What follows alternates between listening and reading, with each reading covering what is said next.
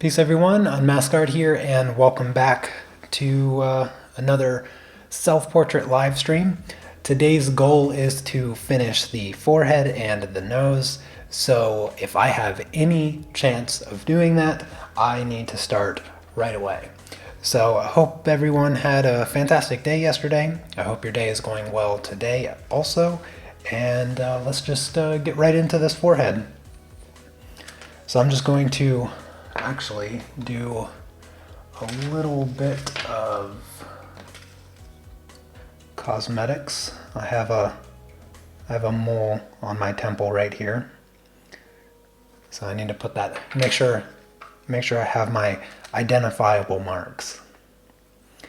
And I'm just going to do a quick base layer over the forehead and a little bit down here to the side of my eye.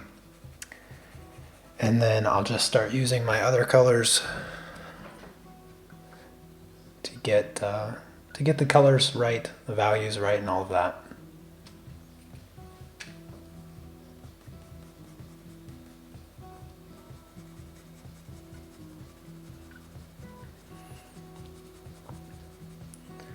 I feel some of the time pressure coming on. We're on day 8, so the first week is done. Only 3 weeks left to do, and I mean, it took like a week just to do the background, basically. So I wanna speed things up a tiny bit, just to make sure that I'm on track time-wise to have this done by the end of the month. I do not work on it at all off stream, so I've done 100% of the work on stream, and you know, I work a lot slower when I'm having a conversation, so it probably would have already been done. In fact, it probably would have been done in a day, maybe 2 days,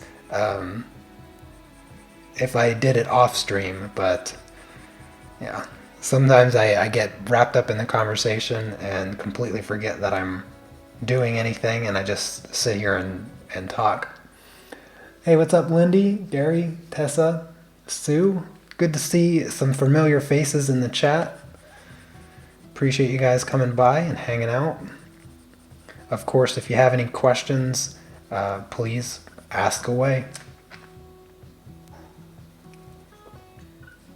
I have yet to experience a stream with too many questions.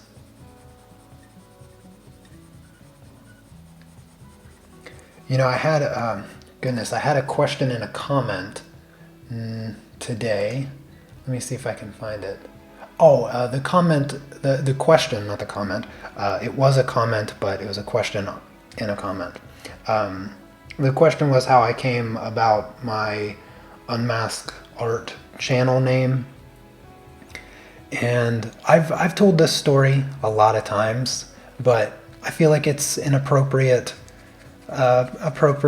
story given that I am doing a self-portrait, and it kind of just makes sense. So I started my YouTube channel 6 years ago in 2013, and before I set up my channel, before I logged into YouTube and was like, create a new YouTube channel or whatnot, I spent about 2 weeks, thinking up the name that I wanted to use. Not really because I had any intention of it being like a professional level channel or anything like that. It was more along the lines of, if I was going to do an art channel, then I wanted it to be the name that, if anything were to happen with it positively, that I would want that to be the name. So I actually spent about 2 weeks coming up with the name, which I guess is sort of irrelevant now, since you can just change your YouTube name whenever you like. But I felt like it was more permanent, kind of like an email address, I suppose. And so I put a lot of thought into it, and when I started my channel, I imagined I wouldn't be doing colored pencils. In fact, I had never done colored pencils until like 6 months or so, maybe even longer than that, after I started my YouTube channel. I'd never done colored pencils before that. And I thought I was going to do more painting, to be honest with you, because that's what I really was into at the time. But paintings take a really long time, especially the paintings that I like to do. And, well, anyways, I'm kind of getting off topic here. Back to my name. So the way that I paint, the technique that I like to use when I paint is just something that I do. It's not something that was really learned by, taught to me or anything like that. And it's the way that I use masking tape when I paint. And I like to use masking tape even when I'm doing pastel paintings as well. That's one of my favorite things to use. I like to get nice clean borders, and sometimes I use it in fancy ways to create unique framing of the piece, which I've shown before on my channel.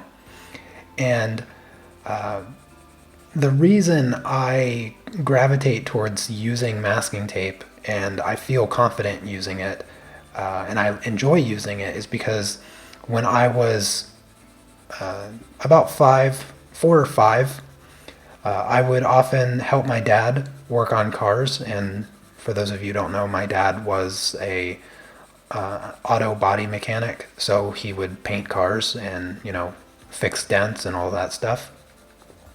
And I'm kind of downscaling his skill.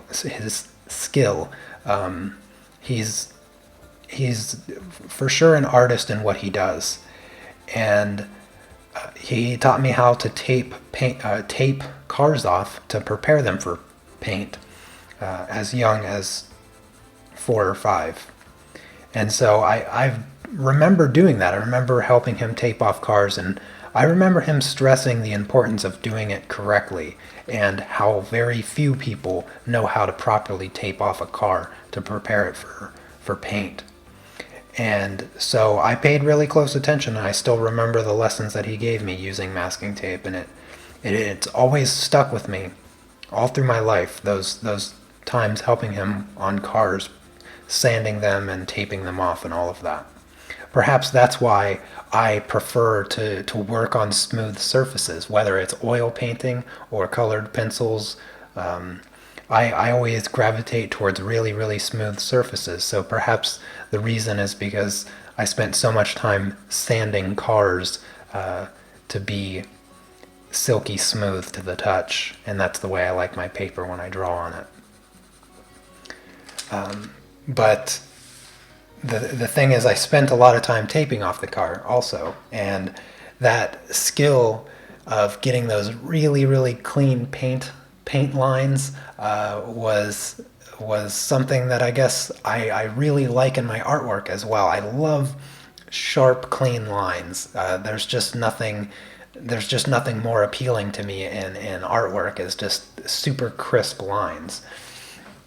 And so that was one half of the name that I came up with, like unmask, as in like removing the masking tape. The second and a slightly more philosophical reason that I came up with the name is just because I wanted a channel to kind of almost therapeutically express myself. I've always been like really introverted, and I have a terrible time. I have the worst time in the world making friends. It's insanely difficult for me to make friends because I'm so introverted and neurotic, which is probably two of the worst characteristics of myself that I wish I could change. And so the other half of the name is kind of like revealing myself, trying to put myself out there a little bit more. I didn't think even for a second that I would be live streaming in the beginning. Like never would I have thought I had the confidence to do that. So having my channel over the years has helped me build confidence and just express myself a little bit clearer. I'm still very shy and introverted in public. and still extremely neurotic, but I can conversate with people very easily in public as long as they start the conversation. I cannot start a conversation to save my life, and even in the midst of a conversation, like as soon as the direction, as soon as their attention is pulled away from the conversation, it's a lost cause for me. Never ever will I be able to like fight for attention. I just totally incapable of doing it.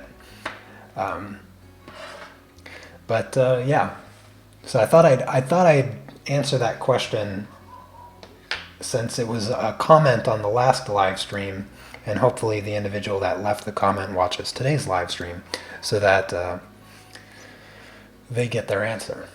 Anyways, I see that a lot of people came in. I apologize, I was not paying attention.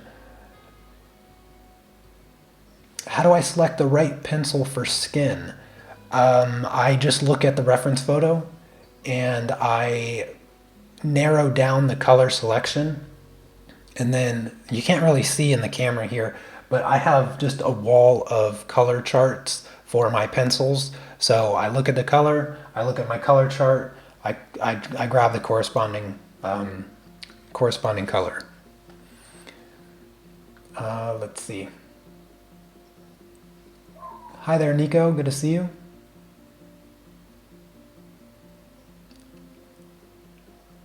What's up, Cece? Amy? Sandri? Hopefully I didn't miss anybody, but welcome everyone. Glad you're here. All right, now it's time to do a little bit of shading. And I don't have that color. I'm gonna need to grab that color. I've used that color so much. 876, yep, that's exactly what I was thinking.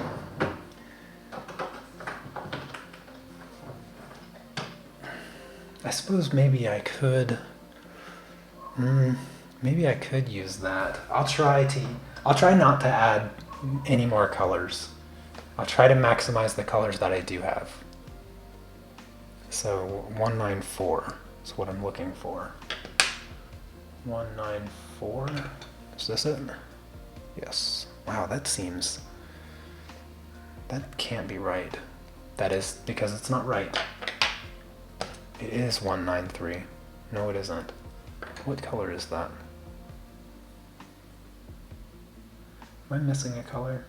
I knew I should have fixed that. Yesterday I said that there was a color that I mixed up. Oh, it's gotta be this. No. I know it's a Prismacolor. Yeah, it's 944. I need to fix that on my chart really quick. It's 944. 944. There we go. All right, now I have the right color. And I'll just layer these colors kind of back and forth until I get the correct tone for my skin.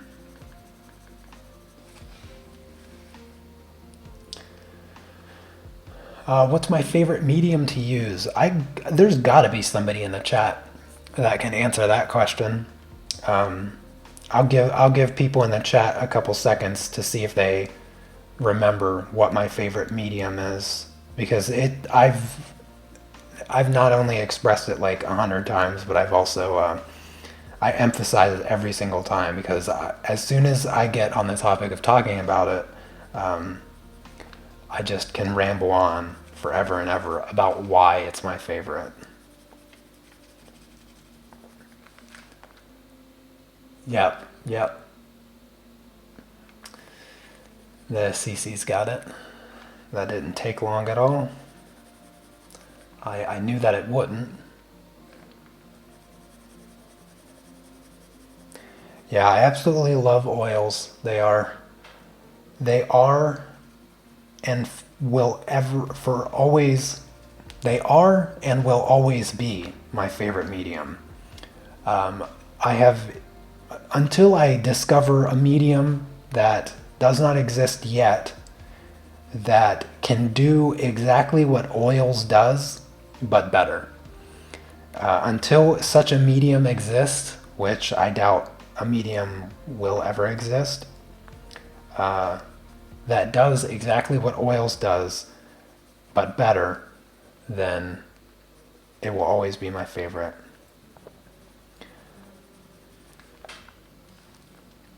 You have so much power with oils because you can do so much with them, and their colors are so bold. They're like the pastels. Like, I love the boldness of pastel colors, but it dries. Well, pastels don't dry, but when pastels settle into the paper, they have a nice, very matte finish, like just a very velvety matte finish that looks really, really nice, and I love that about them. But you can't touch them and you can't preserve them very well. On the other hand, oils, you can varnish oils to be either like a glossy matte or satin.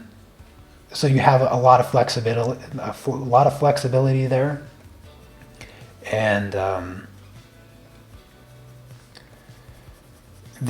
nothing beats the color of oils. Nothing.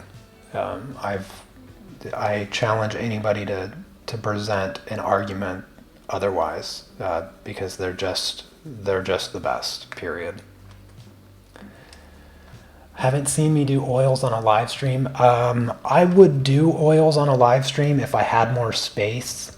The problem is, like, I need to like spread out when I do oils. Like, there's usually just too much, and mixing paint is not an enjoyable process to watch.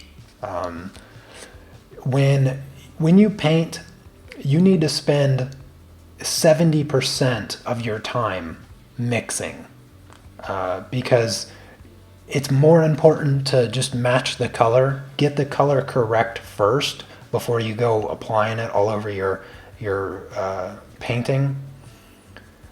And so a lot of time that I would spend with oils, I mean, when I start painting, it probably takes me an hour, or at least 30 minutes to an hour, before I ever actually touch a brush to my painting, because I'm sitting there just mixing all my colors. So I usually mix around 10 or 12 colors, and then of course I usually transfer that to like a clean palette. So there's just a lot of tediousness in the beginning. I suppose I could do that before the live stream, but even during the painting, I still have to go back to my palette all the time, and make adjustments to the colors. And I don't know, maybe if I have more space in the future, because I use a really small palette that is appropriate for the size of my room.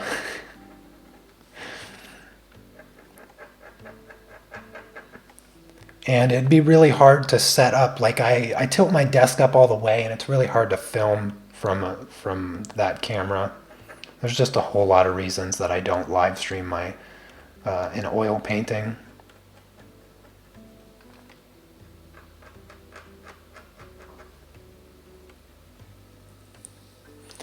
Yes, my secret painting that I've been working on for a really long time now is in oils.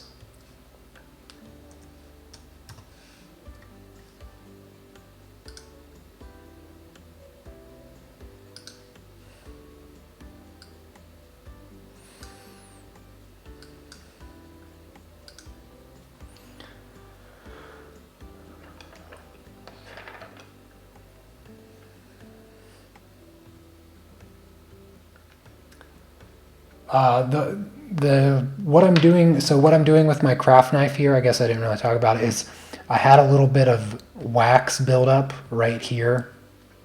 It's not meant to be there, and so I'm scraping the pencil up. Every once in a while, you get like I don't know, like a dust particle or a clump of wax. It doesn't happen too often with the luminance pencils, but it does happen fairly often with Prismacolors. I'm not sure exactly what causes it, but yeah, I'm just trying to get rid of it.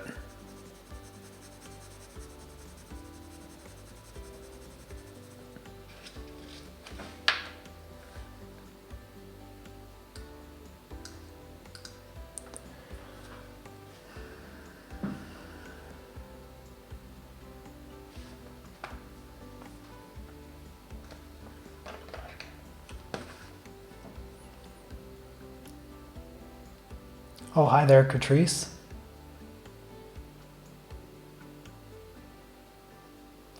I don't really have a recommended brand for oils, to be honest with you. Just get any studio quality of oils, and you'll be in good shape. You see, oils are a relatively easy medium to shop for because they have been around for so long that companies that make oil paints know the industry standard, and unlike some other art supplies, oil is graded by the percentage of filler and pigment. Actually, it's very similar to pastels, because pastels are just the same way, but each company kind of has their own recipe, and so there's still quite a bit more variance in pastels than oil paint. But if you get a student to studio quality of oil paints, you'll be in good shape. If you're just starting out, there's no reason to get $200 worth of oil paints. You can get just a small set, maybe 10 colors of a studio grade or a student grade, and start with those.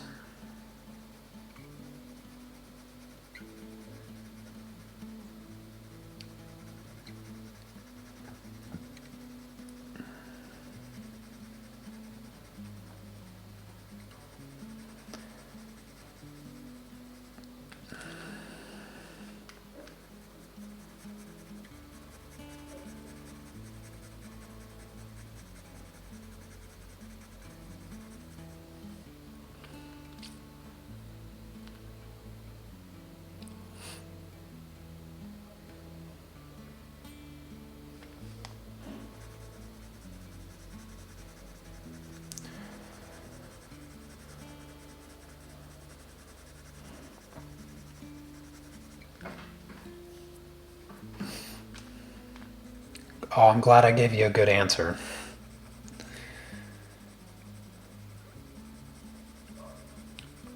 Just just remember, if you're gonna start with oils, just be sure you have a safe place to let them dry. Depending on how thick you go with oils, uh, you can lose the tackiness with just a standard layer of paint that you're gonna get from any paintbrush. Um, it's gonna take about 2 weeks before you want to let your hand touch your painting. Even then, you don't want to press too hard, because oil will dry on the surface first, and a standard, like just a normal painting, Bob Ross style painting, you're going to want that to rest for about 3 months before you varnish it. So just keep those things in mind if you do get into oil painting. That it is a time investment. Like, you have to really invest time into it so that your paintings aren't damaged and that they last and all of that. But nothing will outlast an oil painting. It's just another benefit of oil painting, is that they just will last forever if they're properly done.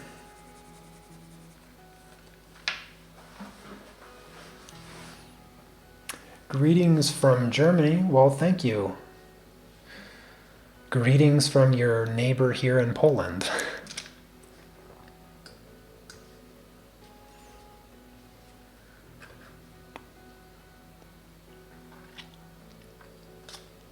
I don't know why I have this color, but I feel like it needs to come in here a little bit.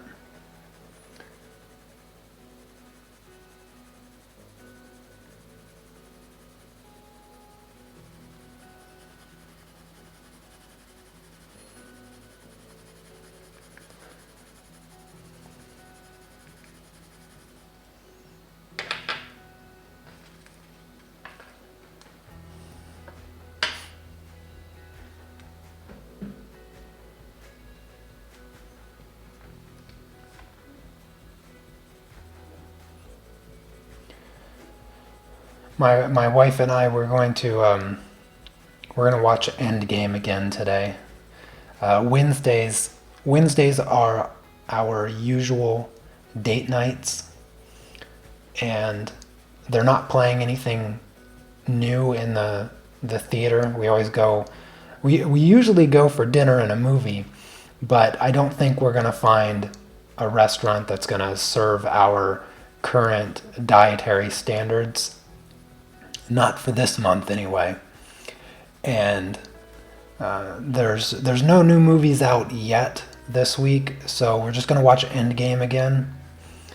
It's such a good movie. I don't have any problems whatsoever watching it again.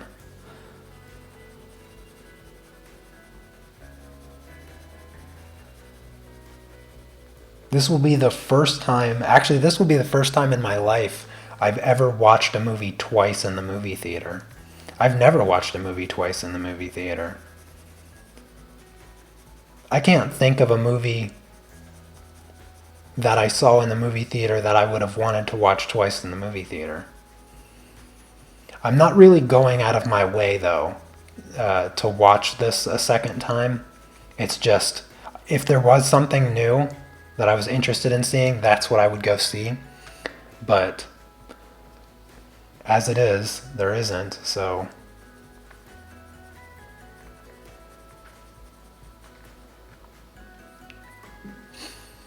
Pikachu's not out yet.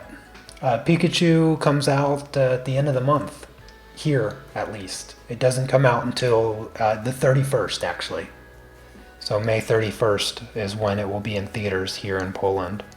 I don't know if that's different than the United States. Sometimes movies come out a little bit later here in Poland. But I definitely want to see Detective Pikachu. I'm certainly looking forward to that.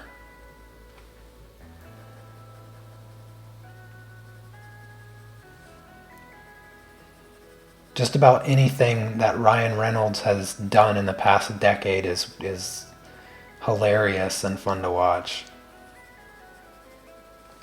I really hope that, Ryan Reynolds, he's a great actor, and I think he'll do Pikachu complete justice, but it's not like he wrote the story. It's not like, it's not like he came up with the script or whatnot. So it's going to be,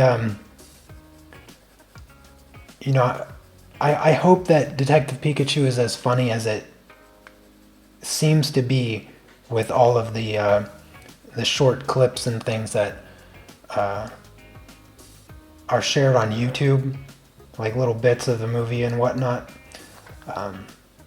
I hope it's as good as those bits, because I'd like to see maybe a continuation of the project. So more than just Detective Pikachu, go on to do Pokemon movies like that with Detective Deadpool. I just hope that the story in Detective Pikachu isn't too cheesy. It's okay if it's like it has to be like one or the other. It has to be like just like mildly cheesy to where it's just kind of cute, or it has to be over the top cheesy from beginning to end to where it's just hilarious. But when you have a movie that's trying to be serious and then they have like a sliver or they have like 2 or 3 slices of cheese, then it just falls. In my opinion, it's either you got to be cheesy or you got to be serious. I'm trying to think of a movie. That has done that recently. Oh goodness, what was it? And by recently, I mean a movie I remember watching. Something that was like something that had its tone of the movie all over the place. I mean, it happens quite often, but I can't remember one off the top of my head. But you probably know what I'm talking about. It's like a movie that, like for instance, the trailer comes off very serious, and then there's like serious themes in the movie, but then out of nowhere they just throw like random slices of cheese. And I'm saying random slices of cheese as a metaphor for anybody that might be confused here.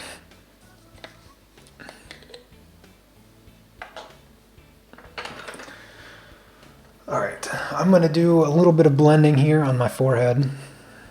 How far along am I? Oh, okay. I've only been working a half hour. That's good.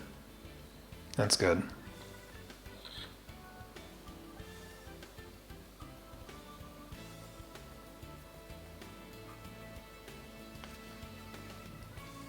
I'm just going to smooth out some of these colors and let them dry before I do another layer.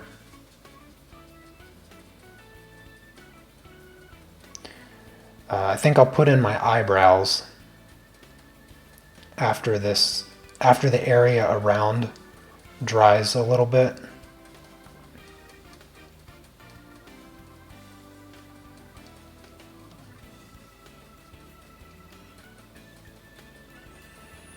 That way it doesn't look so weird.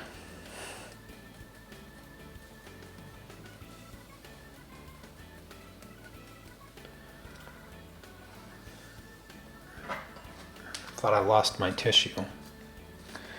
I need my tissue to keep my brush dry and clean.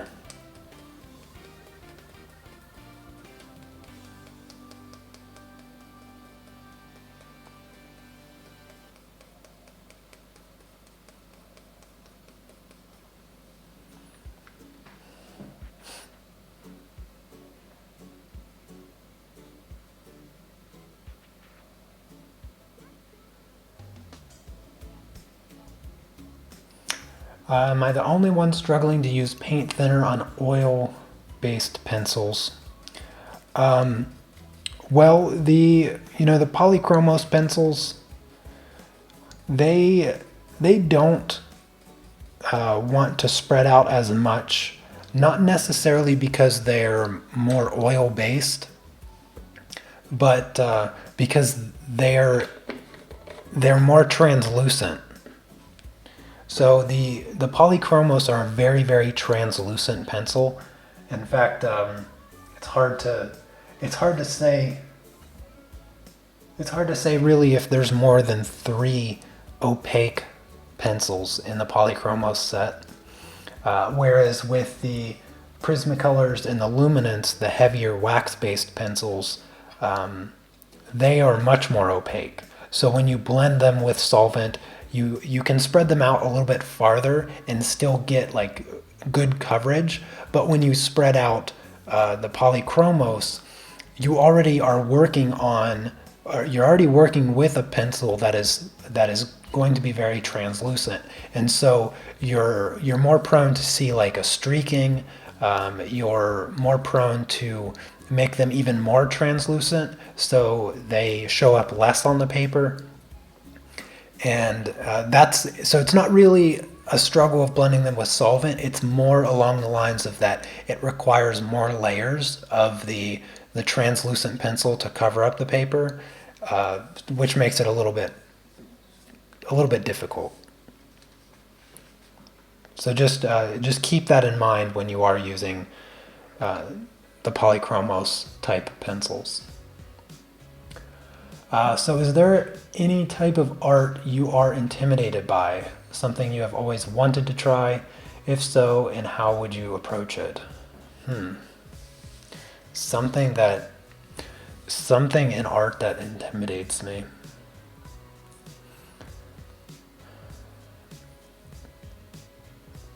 Carving marble. Yeah. Carving marble or stone or even wood, I guess. Yeah. Carving is probably the one kind of art that I find to be most intimidating, partially because I have virtually zero experience and zero knowledge about how to approach a carving or a sculpture in that way. Sculpting with clay, not so much. Sculpting with marble or wood, then yeah, I would find that rather intimidating. And if I were to attempt it, which I really have no desire whatsoever. Oh wait, the second part of the question is something I've always wanted to try. I've never really wanted to try sculpting or carving. I don't know which it is, but that's the one I'm intimidated by. Something I've always wanted to try. I feel like I've always done every single thing I've wanted to try.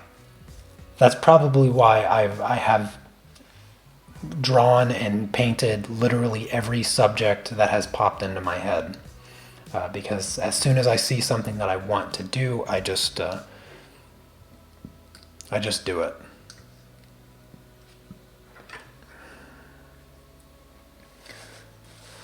All right, let's give me some eyebrows here because I'm looking a little weird.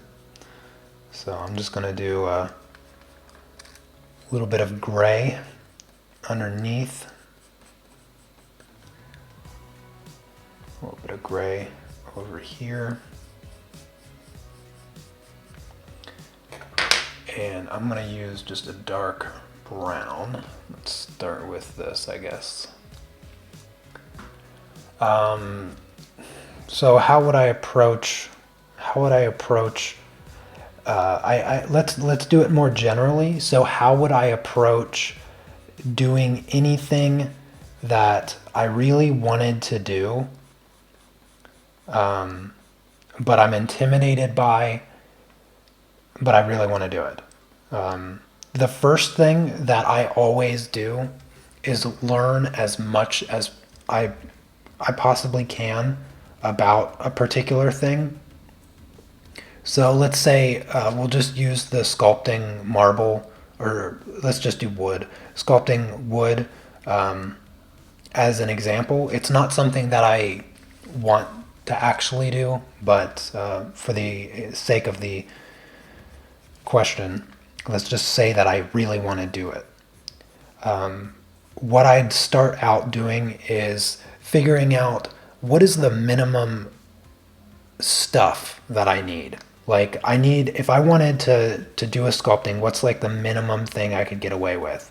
That's what I would probably try to find first, because anytime I start something new, I don't just go, getting everything that can be used to do it with. I usually go a much more budget-friendly route and try to find like the minimum amount of gear that I need in order to perform the task that I want to do.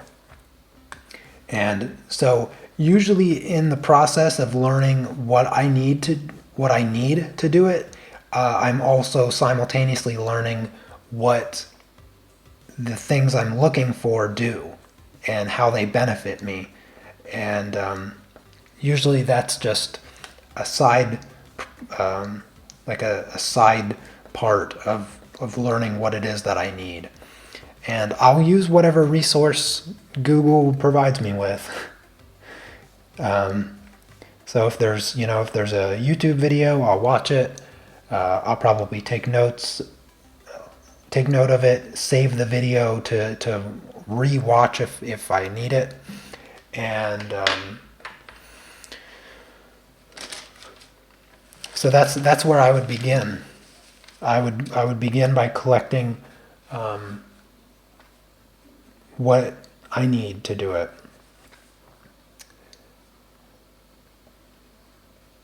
And then I would just jump in feet first. Fear and all. Fear and uncertainty. That's probably my favorite two things about starting something new, is the fear and uncertainty.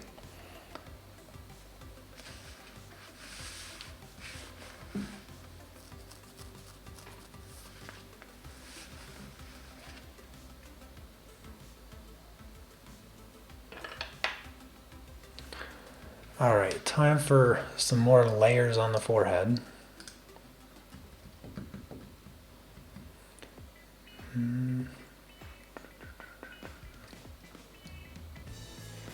Losing my pencils here.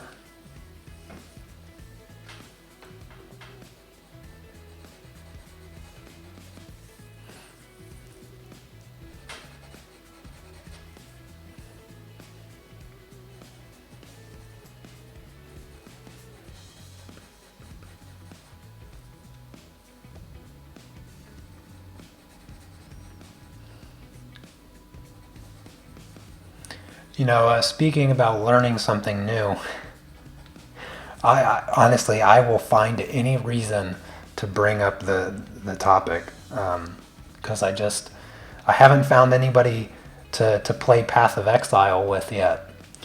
And gosh, I've just been so thoroughly enjoying the game that I wish that I had somebody to tag team the game with, join into a party and just build characters and talk about the game.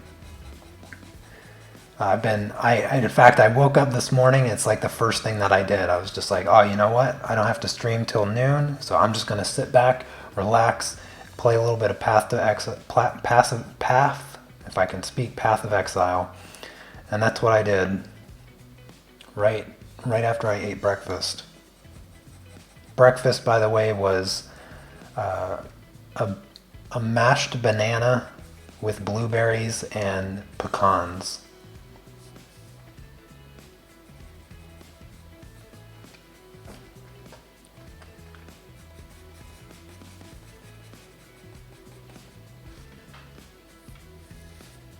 Yeah, you do.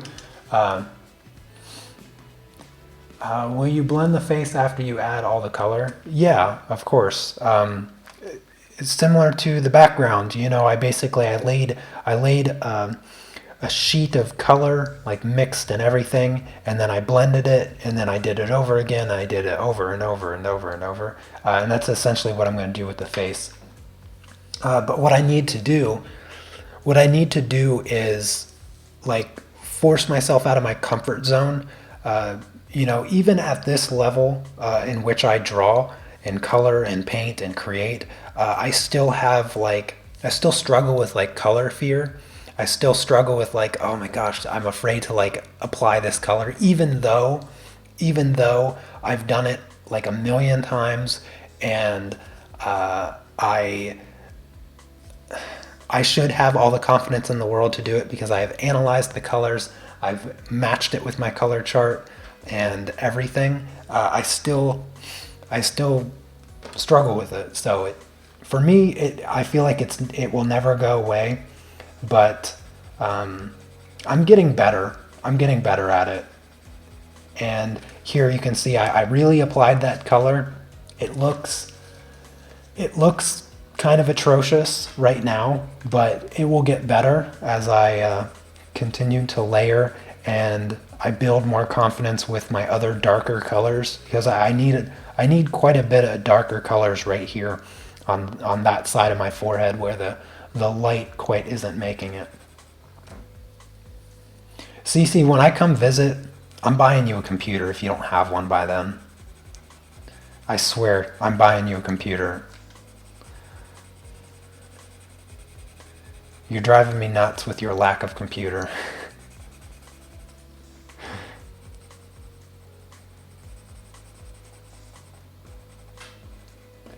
Because I can assure you, I will be playing Path of Exile for a very long time. It is too good. It's just too good of a game.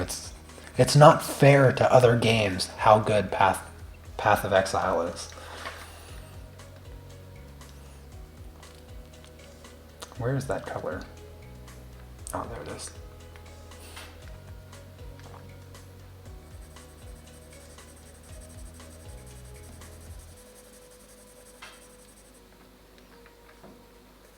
I was hoping that somebody in the chat was a fan of the game and played the game, because then they could send me a friend request. I'm so new to the game. I just started playing it this week, but was it this week or was it last week? What is today? Today's Wednesday. No, it was last Monday, I think. That I started. I don't even know how like the friend thing or the party stuff works in the game, because I haven't played with anybody yet on the game. But I don't want to make the live stream all about a video game that nobody else plays, so I'll stop talking so much about it.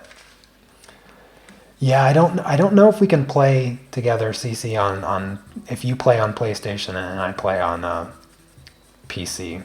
So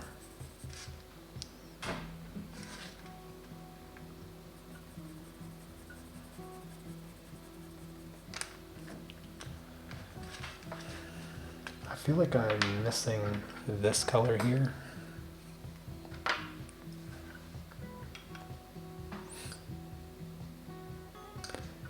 Where is this color?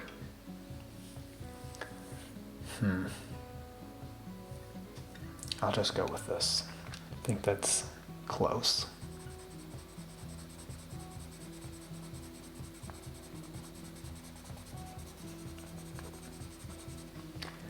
Mostly what I'm focused on at this stage of the skin is I'm not trying to match the skin perfectly.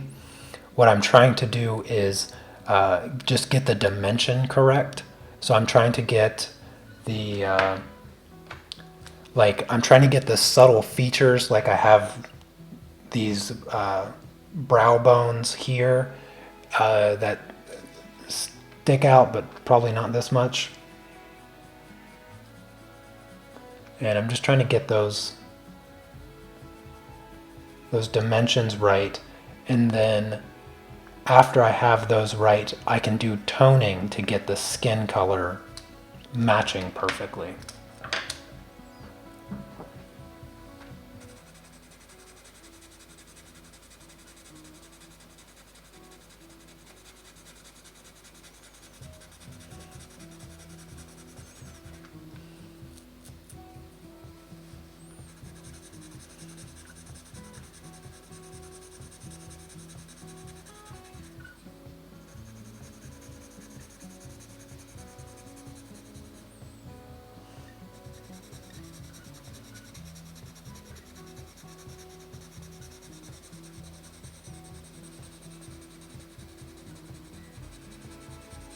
I think I'm going to blend with solvent again here in a second.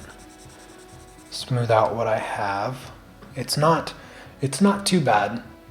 It's not too bad. But yeah, there's my brush. Yeah, I'm just gonna smooth it out, and maybe I'll start applying some color to my nose.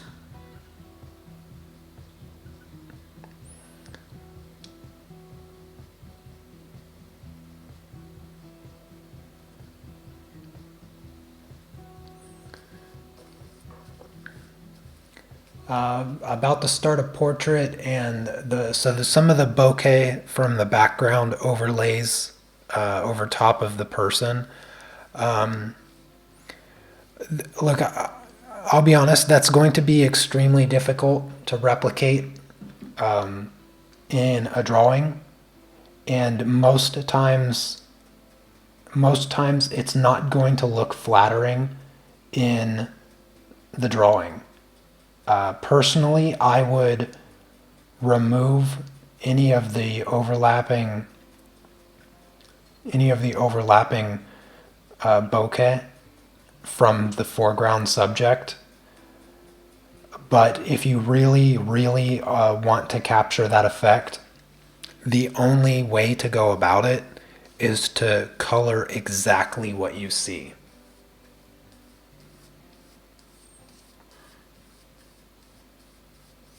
That's really the best advice I can give. It's not going to be easy. But you have to ignore the fact that you're drawing whatever it is it's overlapping. So for instance, say it's overlapping a bit of the shoulder. You're no longer coloring a shoulder. You're coloring a distorted blob of color, and you have to recreate that distorted blob of color exactly as it appears in the photograph in order for it to ever actually represent what it is to somebody else. I would definitely say you're going to benefit heavily if you use your reference photo printed out. So get your reference photo printed out, and probably even isolate those singular areas and print them out to the exact size that you're drawing them. That's what I would suggest you do.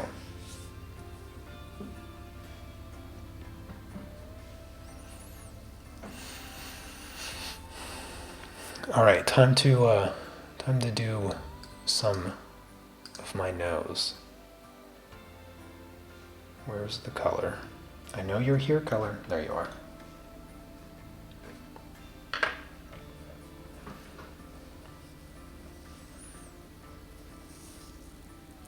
Oh, thank you so much, Nikolai. I really appreciate the super chat.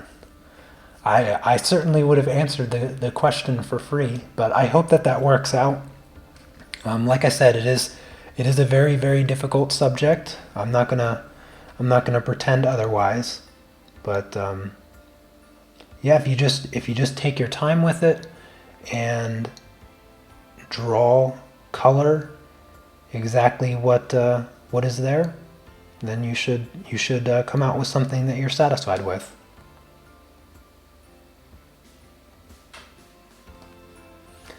Oh, hey there, Chrissy.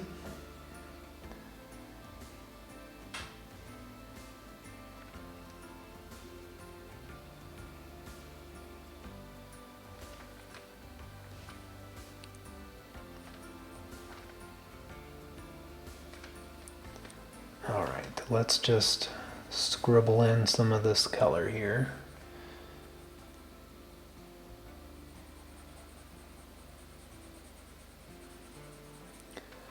And it's not quite split down the center, it's kind of like off to the side.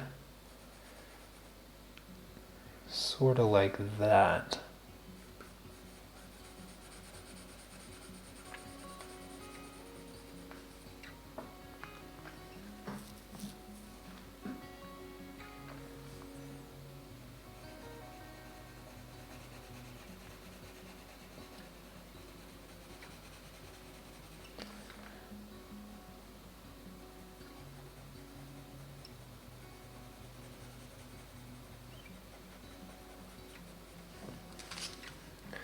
Alright, that nose looks really weird.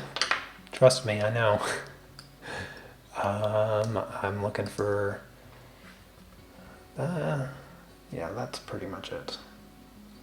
I'm always looking for the next color. So disorganized.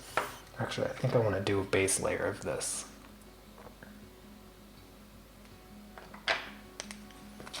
Oh, by the way, for everyone watching, after I finish streaming in about an hour and a half,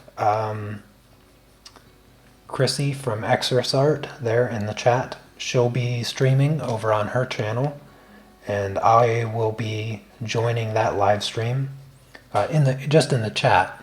I'll be joining in the chat, so I'll be over there after my live stream. So I definitely recommend you guys go over, subscribe to her channel, and check out her live streams. They're always a pleasure to listen to, even if she does spend half the time saying hello to everyone in the chat. I'm just playing, Chrissy.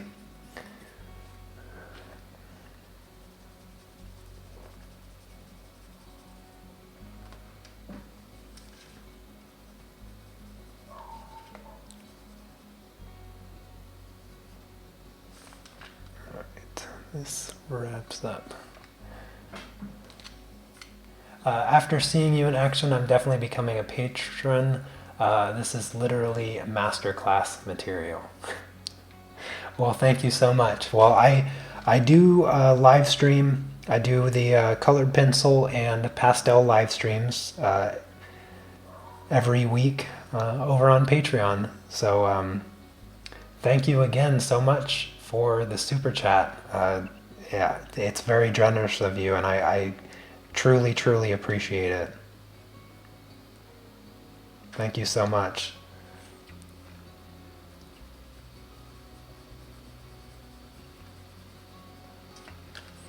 You know, when I kind of got more into the teaching side on my YouTube channel, because like I had mentioned before, I didn't start out teaching. I just started out wanting to make time-lapse videos of my artwork, and you know, it just made sense to move into teaching because that's what I wanted to do in the first place. As a career, I was going to be a teacher, and so it just so happens that I became more of a teacher on YouTube than in a classroom.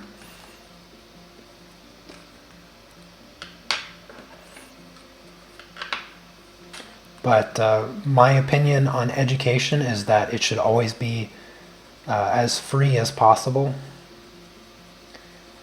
And I don't hold anything back. You know, when I live stream on YouTube, everyone is more than able to ask me whatever questions they want, and I will gladly answer them in just as much detail as I would answer them over on Patreon. Really the only difference between the Patreon streams and the YouTube streams is that on Patreon I have particular projects that I set up and I share the line art and the reference photo for, and I of course give you those references and line art so that you can follow along on all the projects.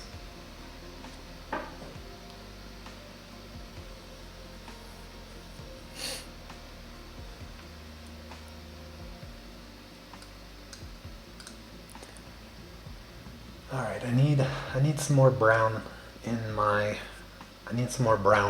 nose. This is the brown I think I'm looking for. 263. Yes.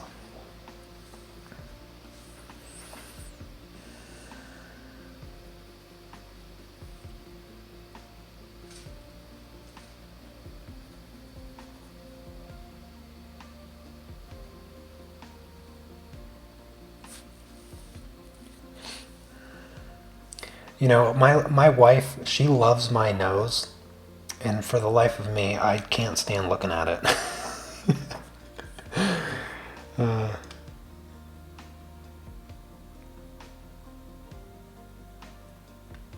I have to look at it in such intimate detail to do this self-portrait, and I don't know why she likes it.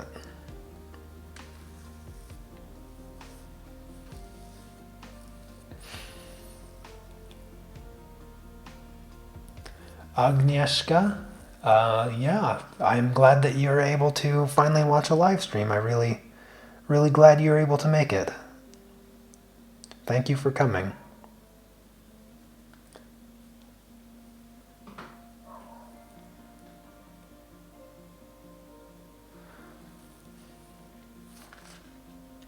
If living in Poland for 3 years hasn't yet taught me the language, at the very least, I can pronounce the names.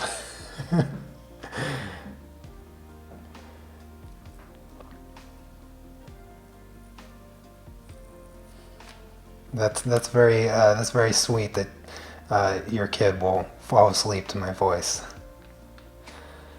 Just don't ask me to sing. That I don't make enough money for that yet. Not singing.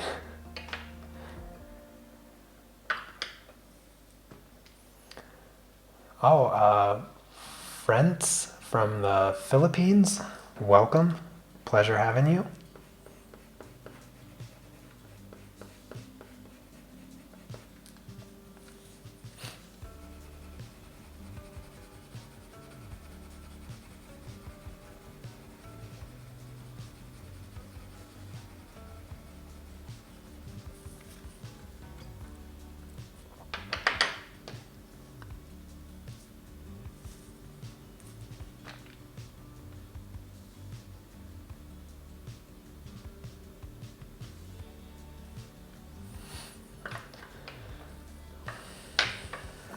All right, let's just go ahead and blend out the skin on my nose. See if I can get those colors to just soften up a little bit. And maybe I can jump back up to the forehead and do a little bit of work there.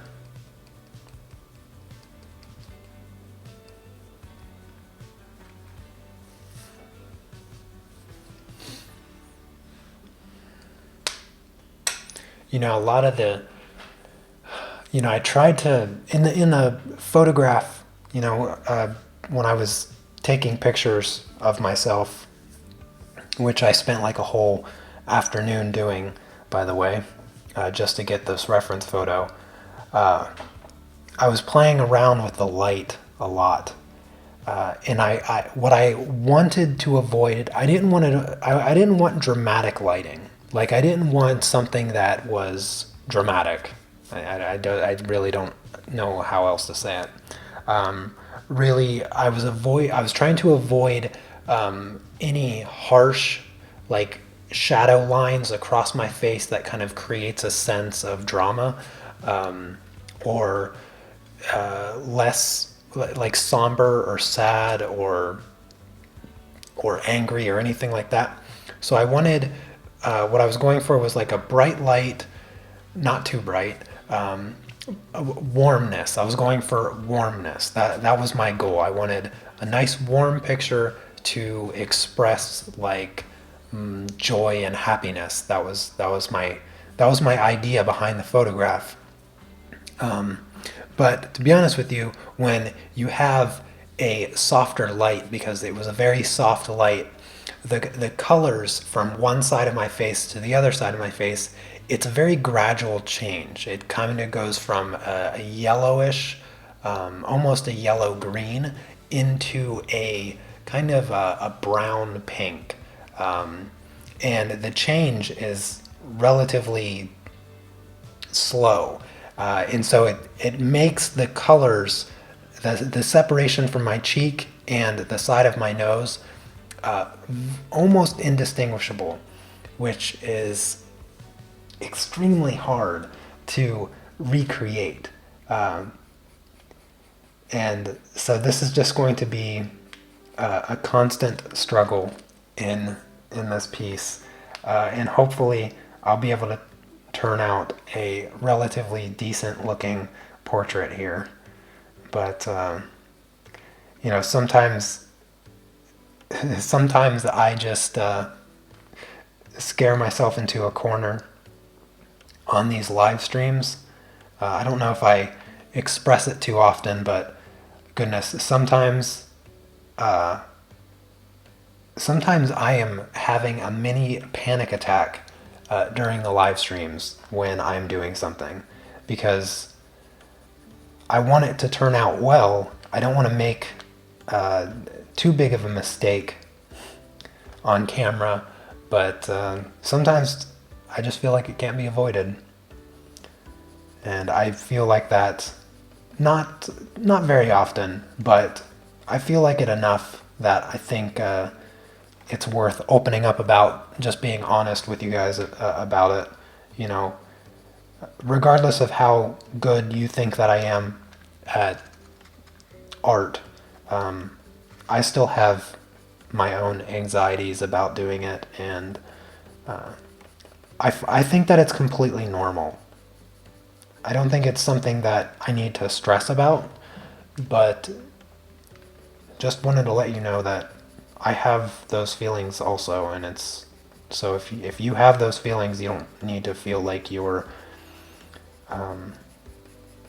the only one, because I certainly have them pretty much with every project that I do at some point or another.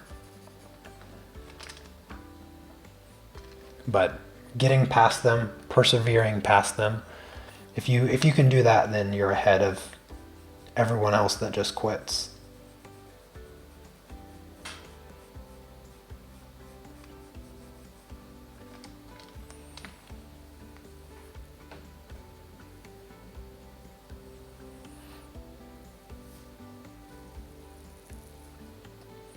Yes, I can assure you, Rhonda, I am very, very human.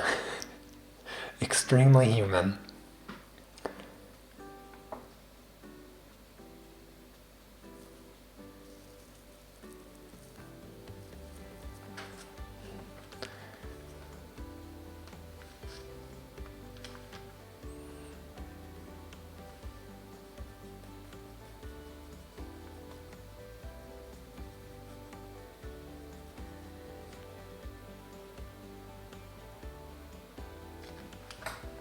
Sorry, I need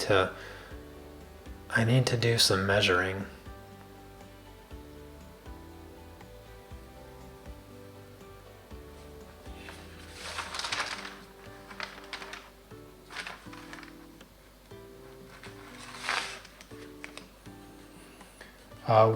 What I'm doing there, if you're wondering, is so when I create line art, for drawings, I don't draw like every detail, because then it would just be a mess of graphite mixed in with my colored pencils.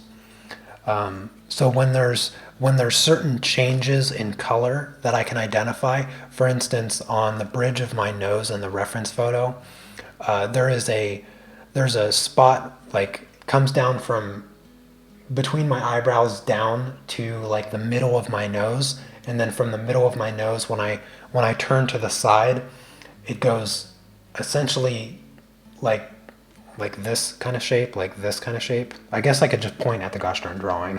It goes like this. It's kind of this arrow shape, and what I was looking for was where this arrow shape kind of has its point. It's not necessarily a point, it's a very subtle point, but what I do, and this is just a basic drawing technique, I look for any isolated landmark.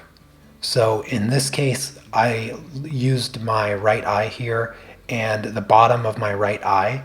If I create a horizontal line at the bottom of my right eye and go straight across, and that's where this point is at. And then what I do is I find where this point is in relationship to the bottom of my nose, which is a little bit more ambiguous, but it's more like here. It's a little bit off center from the tip of my nose, so I know that the point needs to be right there. And so I just use that triangulation method. I believe it's called scaffolding, or at least I call it scaffolding. And so now I know that that change in color happens there, and I can use that to just put in the color where I need it. So I think that's probably the strongest drawing technique that you could ever get good at. Because I use it in virtually everything that I do. That is how I figure out where things go when there's no other information on the paper to tell me where the thing goes.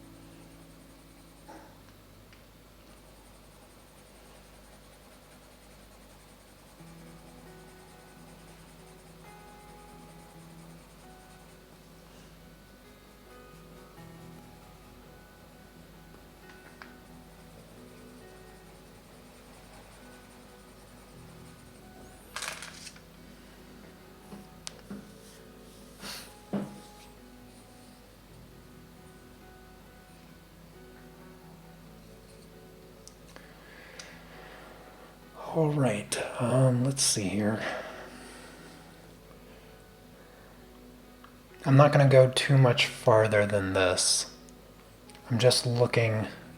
I'm going to blend out my nose one more time and maybe work a little bit more on my forehead with a few of my colors. And then I think I'll just make a little bit of lunch. I don't know why I'm blending my forehead. Make some lunch, and then I will be ready for Chrissy's live stream in about an hour.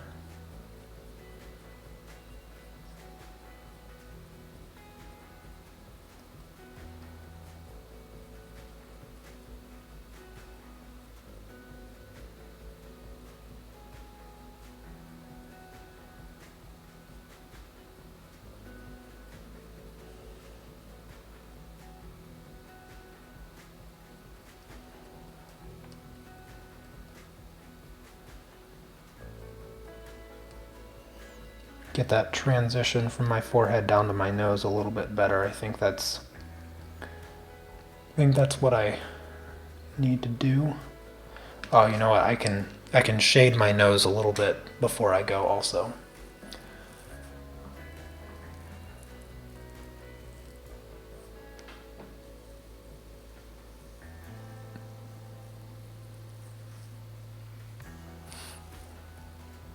At least you know where your nose comes from, Rhonda. I have no idea where this ridiculous thing comes from. Each of my sisters has a completely unrecognizable nose in comparison to mine. In fact, the three of us, I have pictures of us on my Facebook page. There's no connection whatsoever among the three of us. It's kind of funny, but yeah, we all have completely different noses. I don't know whose nose I have. It has to be my grandfather's, but I couldn't tell you. I would say I I have pretty much everything from my dad. I look almost identical to my dad when he was my age, except for my nose and the color of my hair. My hair is a bit lighter.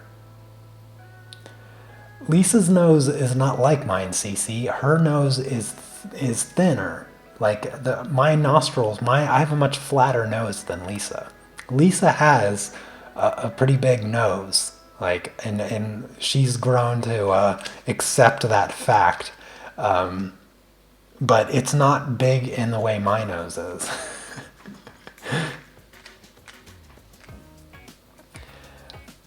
Yes, I am using solvent to blend my pencils.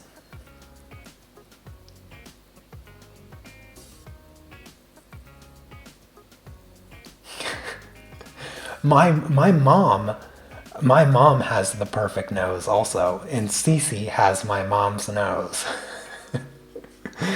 It's just noses. I think I was talking about this. No, you got mom's little nose. Dad doesn't have a little nose. He has he's a normal nose, I guess. But when was I talking about this? Was it yesterday or the day before? I was saying that the nose is the least flattering feature of a human. Yeah. But some humans are luckier than others when it comes to having a more flattering nose. The most flattering nose possible for humankind.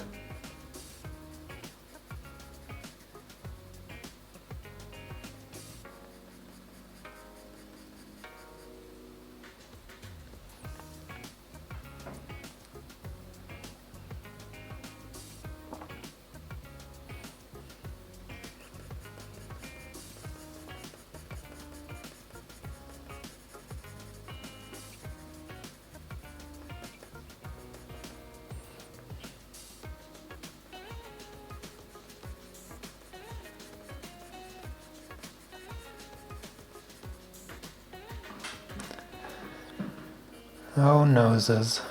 You're just a weird thing.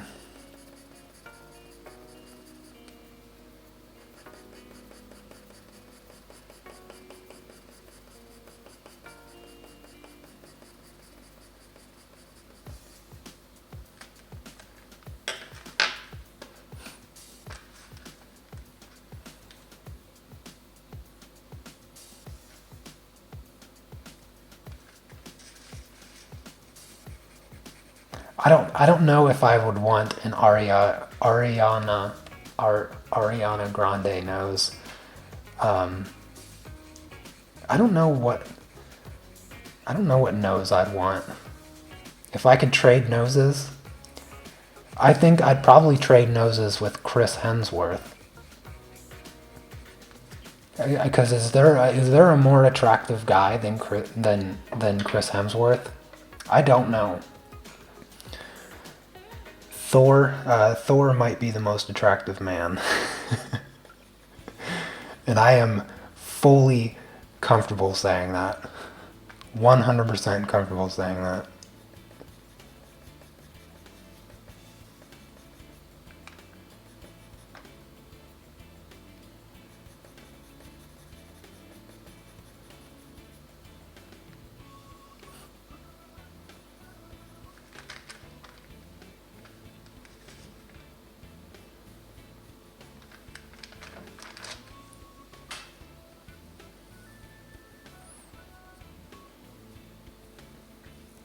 Yeah, I'd be fine with anything but Michael Jackson nose too. Yeah. I'm content with my nose. I'm happy with my nose. I have Michael Jackson's nose before he went crazy with plastic surgery. That's essentially what my nose is.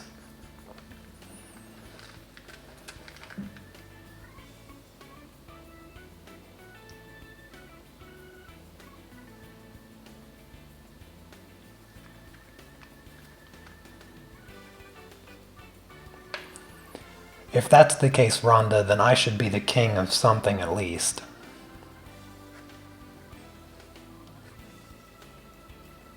My sister Lisa, I feel bad for her. She would be like Cersei if that was the case with her nose. I remember as kids we'd always make fun of Lisa's big nose.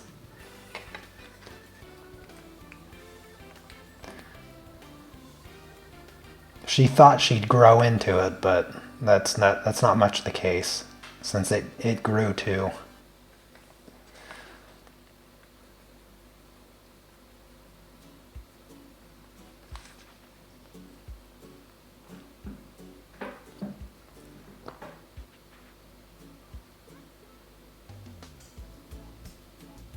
Oh my goodness. Yeah, I didn't, Cece, I didn't want to say anything about Endgame in the last stream.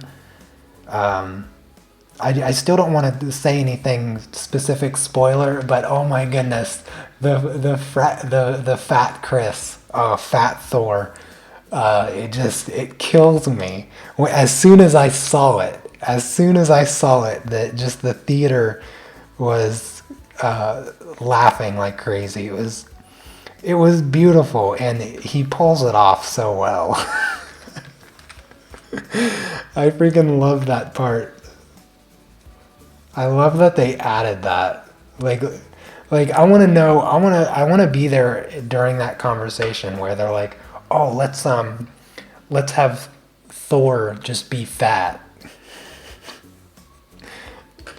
It made me laugh so much. Still makes me laugh. It hurts.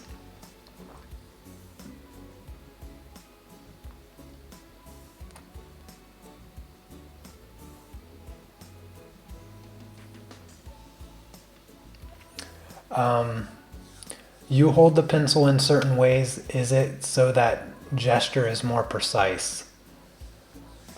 So I hold the pencils in a lot of different ways depending on the effect that I want. It's not so much the gesture that I want to make with my hand or my arm. When I'm doing sharp detail, for instance, let's say I'm drawing like a line, like a sharp line, I will grip the pencil closer to the tip because in that way I will have much more precise control of the tip with my fingers, all those micro muscle memory movements that I can make. Now, when I'm doing a layer and I am applying like a medium heavyish layer, so essentially the heaviest layer I would ever apply, I'll grip the pencil about this far back, something like this, and that just allows me to have more of an angle, because if I bring the pencil back through my hand, inevitably the pencil gets more vertical. So as the pencil gets more vertical, that's going to be for the precise detail. And then as the pencil, as I push it out, as I grip higher and higher up on the pencil, it gets more horizontal. And so that gives me more of a flat edge. So that's better for shading and applying general layers. And then if I want a really, really light layer, what I'll do is I'll hold the pencil where the back of the pencil is at my palm, and I'll hold the pencil like this.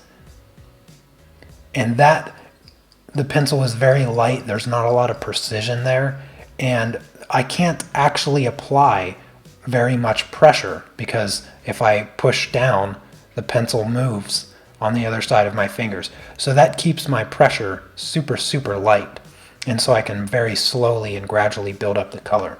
And I do a lot of coloring like that, where I'm all the way far back on the pencil. It's a lot easier to hold the pencil. It's very, it doesn't take a lot of hand strength or anything. So it prevents your hand from getting tired also. And then the other way that I hold the pencil is an overhanded grip. And I'll hold the pencil like this if I'm doing something a little sketchier where I want it to appear as a drawing. Or if I'm doing a really, really heavy shading, then I'll like grip all the way at the top, and I'll rest my hand and my wrist, and what I'll do is I'll use the weight of my arm to actually press the pencil down. And then I'll move my entire arm. I won't be moving my wrist like this.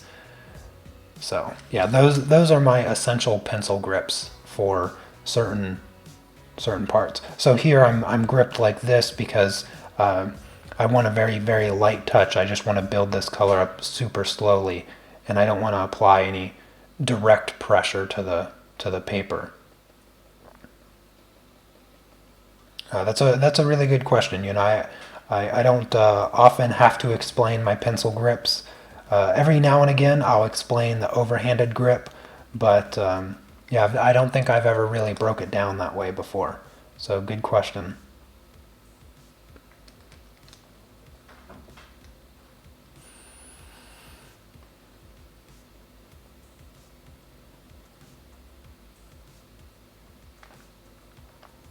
Yeah, if you've never tried an overhanded grip, I highly, highly recommend it. What I would say is, you know, do it where you're shading and you're not looking to create super realistic. You want it to look like a sketch. You want it to look like a pencil drawing. Just do an overhanded grip. Do the entire drawing overhanded.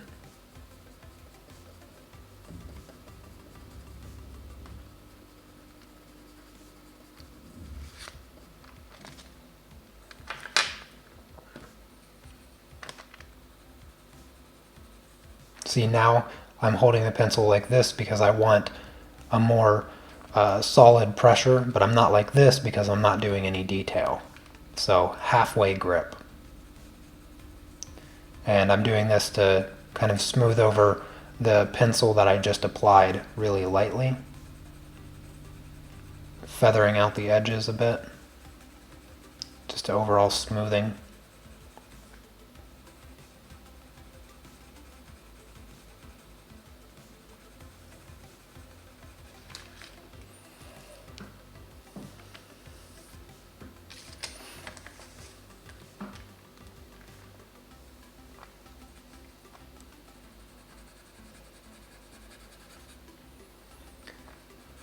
Yeah, I think this is going to be my last layer of pencil for today. This is obviously not complete. Like the nose and the forehead are still far from completion. But I like to just get it to the point where I have some form, so you can see the dimension of my nose. You can see the kind of the bone structure of my eyebrow bone on my forehead, and you can get a sense of the lighting a little bit. And so I like to move on after I establish that, and then correct my colors later. So I'm just going to apply a little bit of this color here, and then I'm going to blend with some solvent to smooth it out a little bit. And then that is going to be it for today's live stream. So while I'm doing that, I'll just say thank you to everyone that came by to hang out. I really enjoyed today's live stream, as I usually enjoy every live stream, because I have such amazing people that come and hang out. And you know, who else am I going to talk about noses with? And all kinds of random weird stuff, full of random weirdness. That I should make a podcast called Full of Random Weirdness, and just come on and talk about the most uninteresting random stuff that I can come up with. That should be the name of my podcast. Who wants to start a podcast with me? Talk about weird random stuff. Anyways, getting off topic. Thank you guys so much for coming by and hanging out. Don't forget to give the live stream a thumbs up.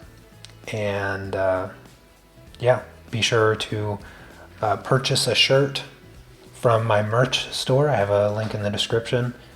And hopefully I see a few of you over on Thursday's Patreon stream. Tomorrow for this project, let's see. Wait, tomorrow is Thursday. Yeah, tomorrow is Thursday. The goal will be to do my cheek here and my mouth. That's gonna be the goal. So I think I'll just label the live stream tomorrow the mouth.